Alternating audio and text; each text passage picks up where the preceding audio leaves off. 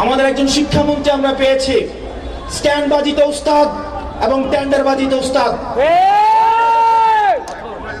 Camera স্ট্যান্ডবাজি, পিয়ার stand. মাননীয় শিক্ষামন্ত্রী সব জায়গায় গিয়ে বলে নকল আর চলবে না। 2026-এর শিক্ষার্থীরা আপনাদেরকে দেখিয়ে দিচ্ছে এই স্ট্যান্ডবাজি আর বাংলাদেশে চলবে না। হাঁটু সমান পানিতে, বুক সমান পানিতে 2026 সালের এইচএসসি পরীক্ষার্থীদের আপনি ডুবিয়ে ডুবিয়ে আপনি পরীক্ষা দিতে বাধ্য করেছেন। এবং একটা পরীক্ষার প্রশ্ন আপনি প্রণয়ন করেছেন, আপনি পরীক্ষার প্রশ্নের মধ্যে 2টা সৃজনশীলে আপনি ভুল দিয়ে রেখেছেন। একটা পরীক্ষার্থীর তখন মানসিক অবস্থা কি ধরনের হয় একবার চিন্তা করেন। সে যখন দেখে প্রশ্নপত্রে ভুল, সে যখন নিজে চেষ্টা করে পরীক্ষায় উত্তর মিলানো, পরীক্ষা দিয়ে এসে হয়তো বুঝতে পারে প্রশ্নপত্রে ভুল, সে যখন উত্তর মিলাতে পারে না, তখন পরীক্ষার মধ্যে কি ধরনের মানসিক অবস্থা তৈরি হয় একবার চিন্তা করেন। আপনারা একবার দুঃখ প্রকাশের প্রয়োজন বোধ করলেন না, বরং এই শিক্ষার্থীদেরকে আপনারা বলছেন মাদকাসক্ত। এই শিক্ষামন্ত্রী, আপনি যাদেরকে ফার্মের মুরগি বলছেন, এই ফার্মের মুরগিরা রাস্তায় এসেছে বলে আজকে শিক্ষামন্ত্রী হয়েছেন। এই ফার্মের মুরগিরা রাস্তায় নেমে এসেছে বলেই শিলং থেকে এসে সংবিধান বিশেষজ্ঞ হয়েছে।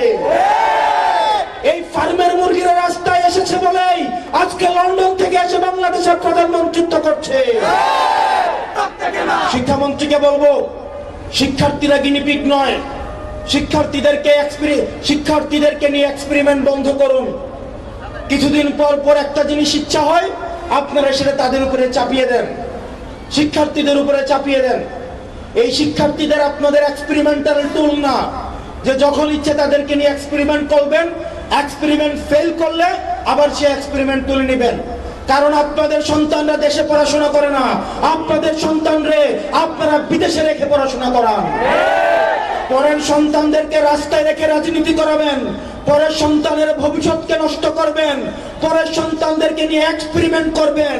এই বাংলাদেশ নিয়ে এক্সপেরিমেন্ট আর আমরা আপনাদেরকে করতে দিব না। তাহলে এইচএসসি পরীক্ষার্থীদের প্রতি সংবেদনশীল আচরণ করার অনুরোধ করব।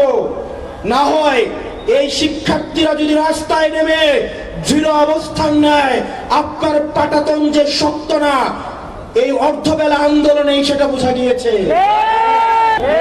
আমরা 24 পরবর্তী বাংলাদেশে এই ধরনের বাংলাদেশ আমরা চাই না। ব্যবসায়ীরা হাহাকারের মধ্যে রয়েছে, ফুটপাতের হকাররা হাহাকারের মধ্যে রয়েছে, রিক্সাওয়ালা ভাইয়েরা হাহাকারের মধ্যে রয়েছে। 200 টাকা ইনকাম করলে 50 টাকা বিএনপি ছাত্রদল যুবদলকে চাঁদা দিতে হয়, স্থানীয় এমপিদেরকে চাঁদা দিতে হয়। এই চাঁদাবাজির বাংলাদেশ আর চলবে না। আপনারা যদি মনে করে থাকেন এই চাঁদাবাজির যাত্রা আপনারা অব্যাহত রাখবেন, মনে করার দরকার নাই এভাবে বেশি দিন খাইতে পারবেন। হাসিনার হয়তো 17 বছর লাগছে। আপনারা এটা বলেন সত্য, প্রত্যেক দিন জুলাই হয় না, প্রত্যেক বছর জুলাই হয় না, কিন্তু যখন জুলাই হয় তখন পালানোর জায়গা পাবেন না। হাসিনার জন্য ইন্ডিয়া ছিল, আপনারা বলেন আপনারা বাংলাদেশ পন্থী দল, আপনাদেরকে আমাদেরকে ইন্ডিয়াও নিবে না, পাকিস্তানও নিবে না, আমাদেরকে এই দেশের মধ্যেই থাকতে হবে। এবং আমরা যদি জনগণের আকাঙ্ক্ষার বিরুদ্ধে যাই, জনগণ আমাদের রাস্তার মধ্যে আমাদের বিচার করবে।